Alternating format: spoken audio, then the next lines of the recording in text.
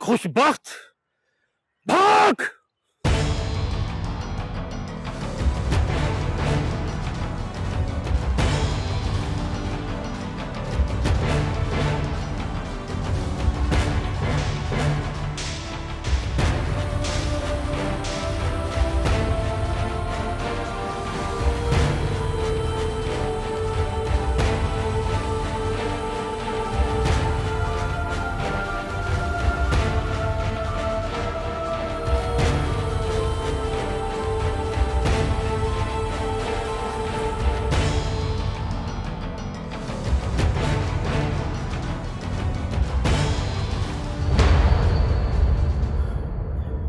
याद कर खुशबख्त, तूने इस जमीन के टोटे के लिए मेरे बाप को मारा था और आज इस जमीन पर तू नाक रगड़ रगड़ के मरेगा। तू नाक रगड़ रगड़ के मरेगा।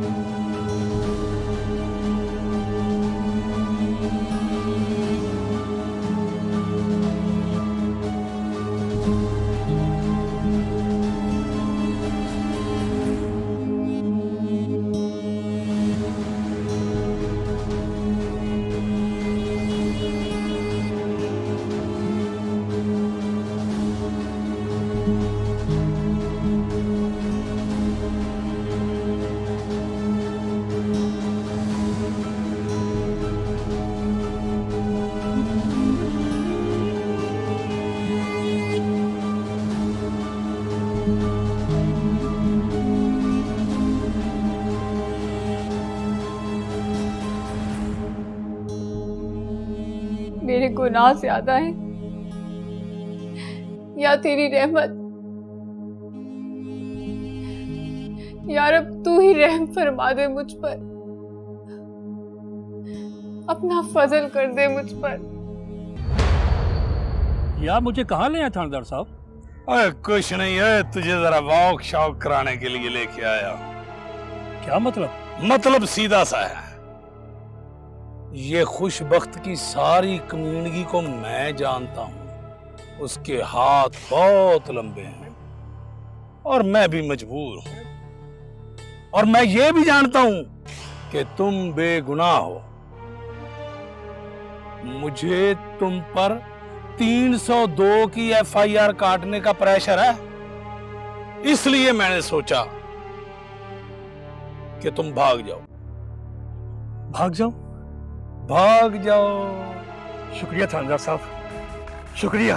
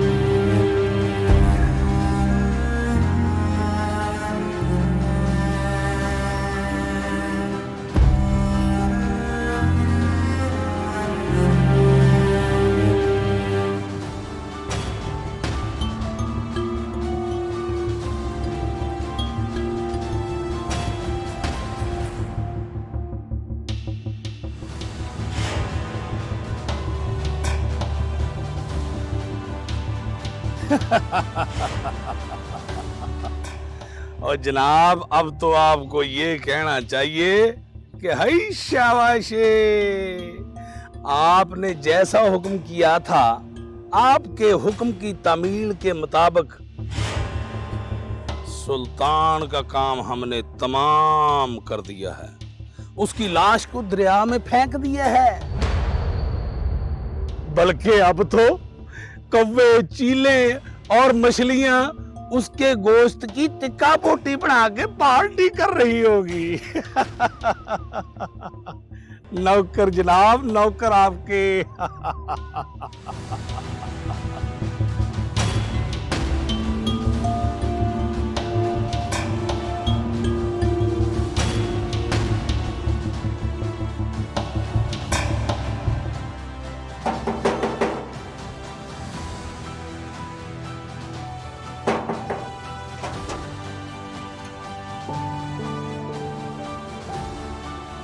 आप कौन? किससे मिलना आपने? आपके यहाँ वो जो किराएदार रहने के लिए आए हैं ना, उनसे मिलना था। आइए आइए, बिस्मिल्लाह बिस्मिल्लाह, तशरीफ लाए। आइए आइए आइए।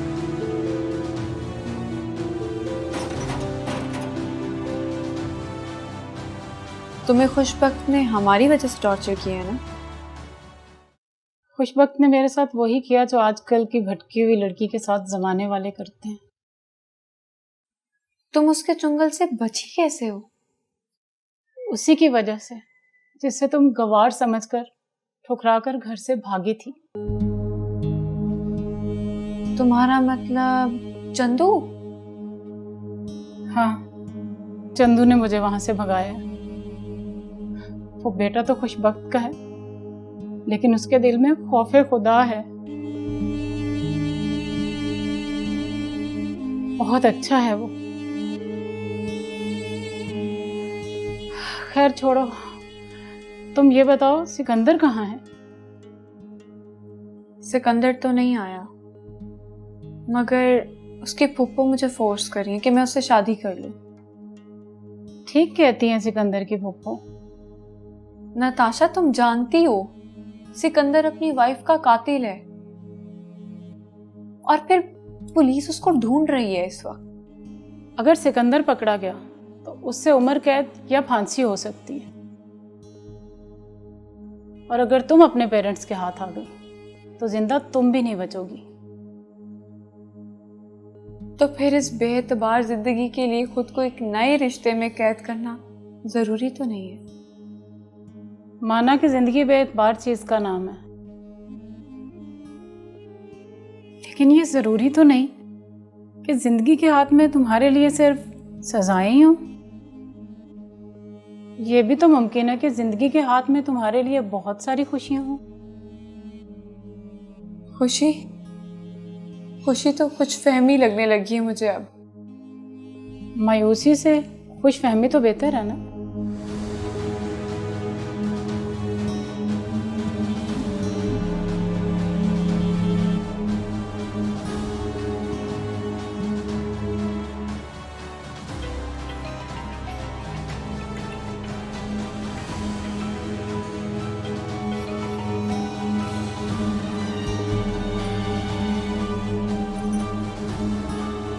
हेलो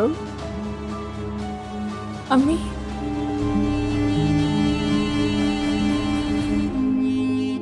कौन? अम्मी, मैं माई।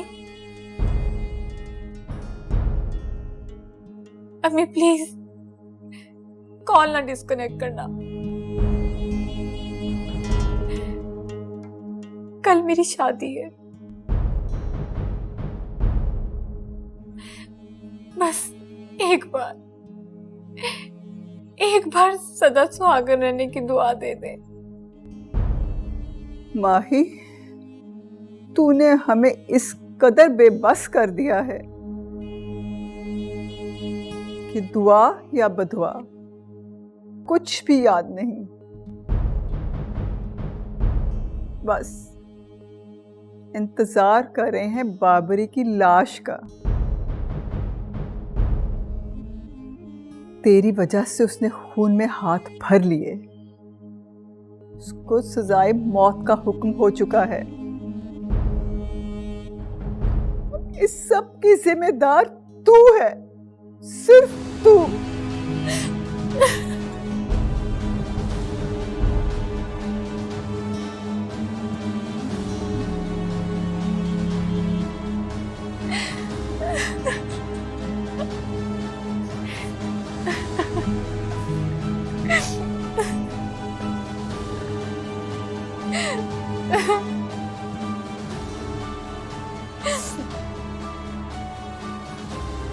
क्या हुआ माही, रो क्यों रही है? मेरी अम्मी मुझसे बात करने को ही तैयार नहीं है। मेरी वजह से मेरे कजन बाबरी को सजाए मौत का हुक्म हो चुका है।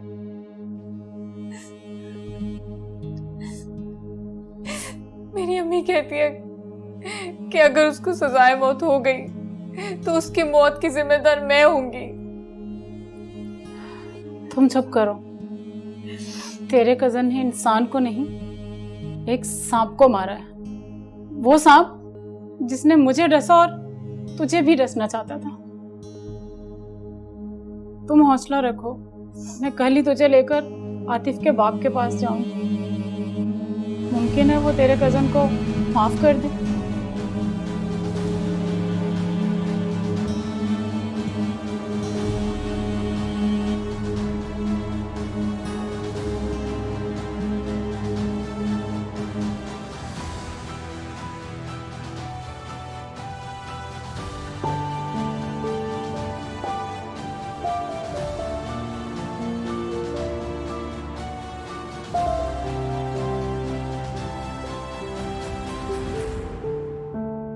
साहब जी, अंदर कोई आया है।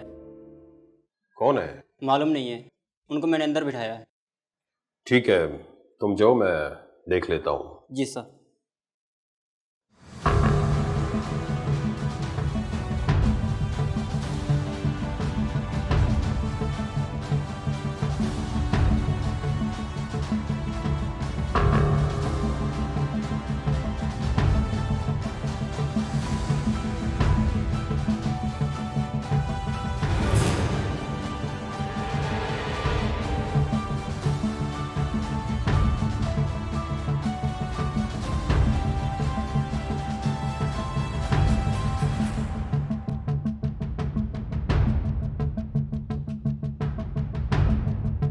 बैठे।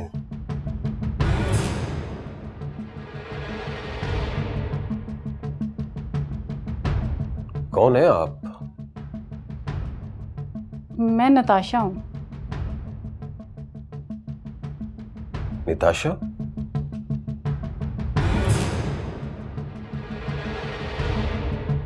आप मुझे नहीं जानते, लेकिन अगर आपका बेटा आतिफ जिंदा होता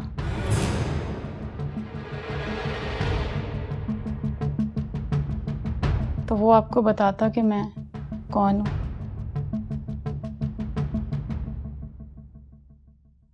मैं उसकी कॉलेज फेलो थी, बहुत प्यार करती थी उससे।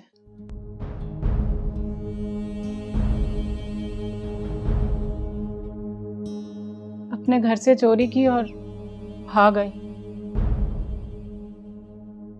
जब तक पैसे खत्म नहीं हुए, उसने मुझे एक होटल में रखा, और जैसे ही पैसे खत्म हो गए, उसकी मोहब्बत भी मुझसे खत्म हो गई।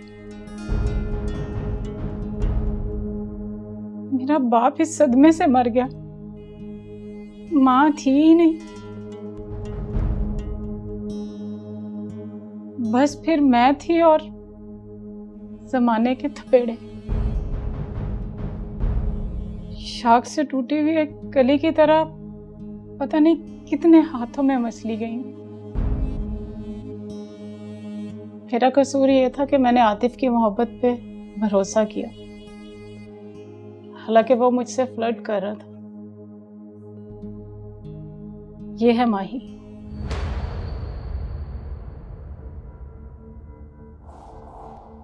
हम तुम्हारा बेटा छोड़ रहे हैं, उसके बदले हमें हमारी बेटी वापस चाहिए। आपने हमारी इज्जत की है, हम भी आपकी बेटी को इज्जत के साथ वापस लौटाएंगे। माही, हाँ, और मेरे साथ भी वो यही करने वाला था। वो मेरी क्लास फेलो है, वो मुझे बहुत पसंद करती है। आज वो अपने घर को छोड़कर हमेशा के लिए मेरे पास आ रही है। जो उसने नताशा के साथ किया,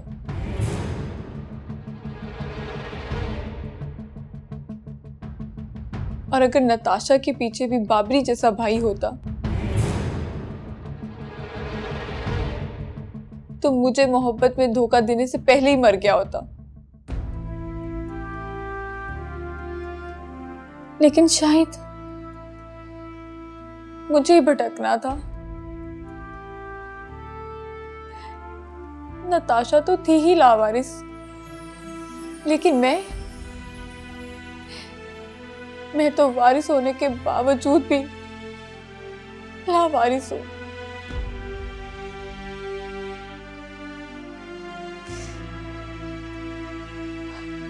और इस चीज का जिम्मेदार सिर्फ आपका बेटा है, आतिफ।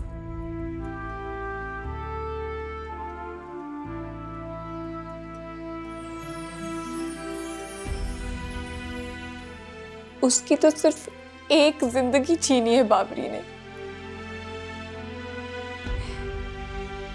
न जाने उसने कितनी लड़कियों की जिंदगी बर्बाद कर दी।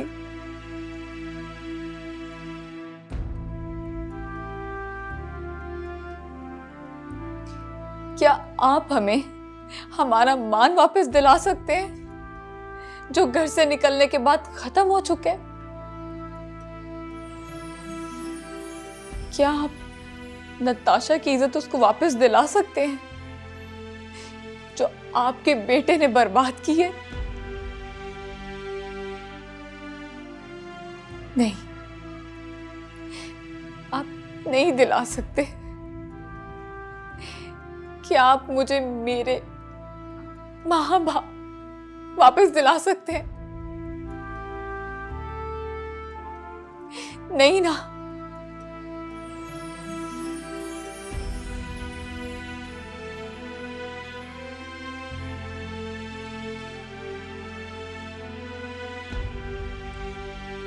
आप मुझे कुछ नहीं दे सकते, लेकिन आप मुझे मेरा कजन वापस दे सकते हैं,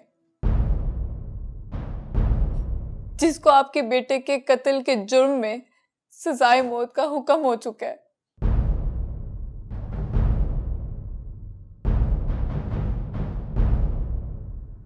मेरे कजन की जिंदगी वापस कर दे, मैं आपके आगे हाथ जोड़ती हूँ। आप मुझे वो तो दे सकते हैं, प्लीज। आपको अल्लाह का वास्ता,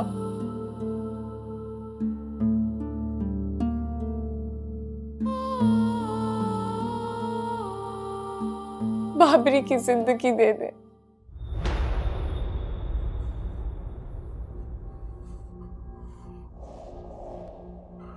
बस कर दो।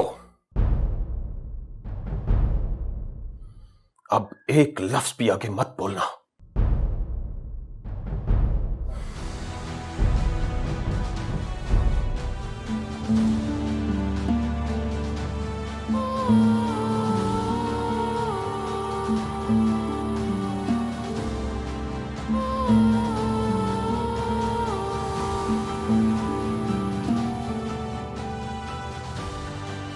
अस्सलामु अलैकुम वरहमतुल्लाह। अस्सलामु अलैकुम वरहमतुल्लाह। अस्सलातु वस्सलामु अलैका या सय्यदी या रसूलल्लाह व अला आलिका व सहाबिका या हबीबल्लाह।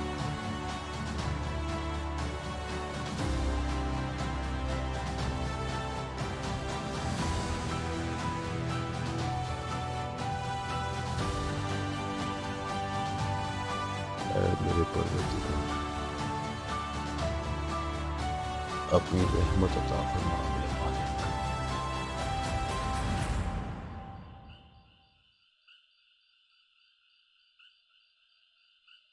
आमीन सुम्मा आमीन।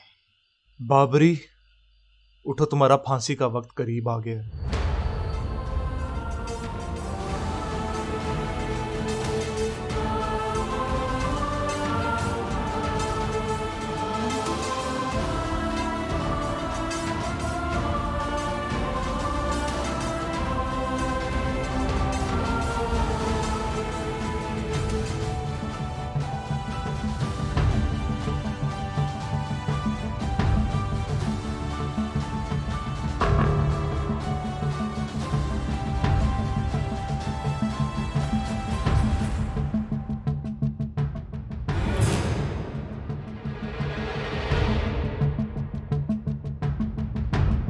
जाहिर है डैड, अगर जिंदगी मेरी है तो इसका फैसला करने का हक भी तो मुझे ही होना चाहिए।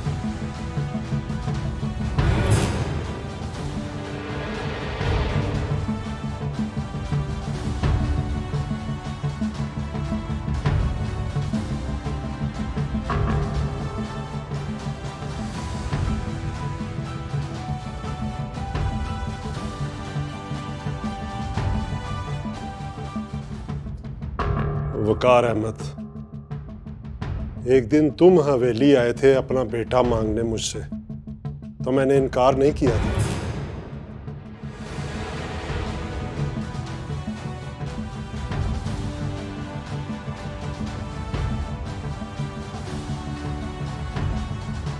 मैं आपके हाथ जोड़ती हूँ, जो कुछ भी हुआ उसको भूल जाइए और जो कुछ अभी आगे है उसको संभालिए।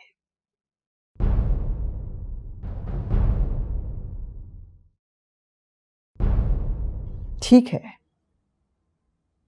हम आपका बेटा वापस नहीं कर सकते। क्या आप हमारी खोई हुई इज्जत वापस कर सकते हैं?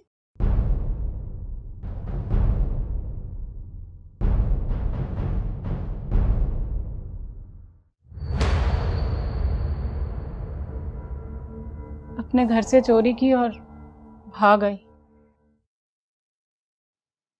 जब तक पैसे खत्म नहीं हुए उसने मुझे एक होटल में रखा, और जैसे ही पैसे खत्म हो गए उसकी मोहब्बत भी मुझसे खत्म हो गई।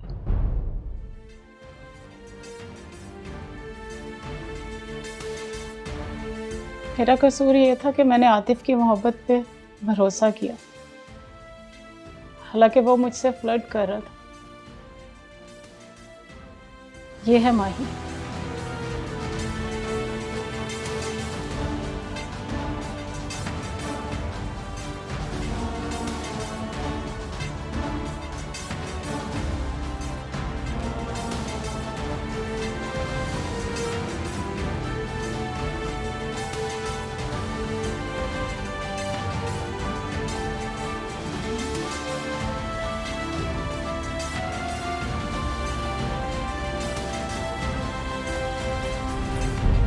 नताशा तो थी ही लावारिस, लेकिन मैं तो वारिस होने के बावजूद भी लावारिस हूं।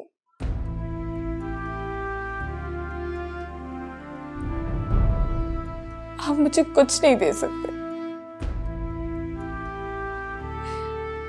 लेकिन आप मुझे मेरा कजन वापस दे सकते हैं, जिसको आपके बेटे के कत्ल के जुर्म में सजाए मौत का हुक्म हो चुका है।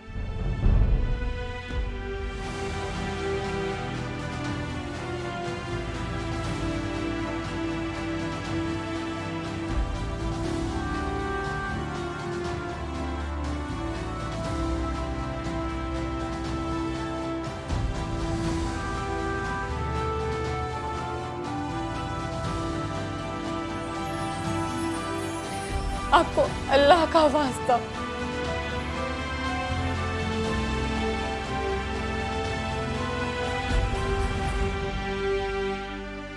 बाबरी की जिंदगी दे दे।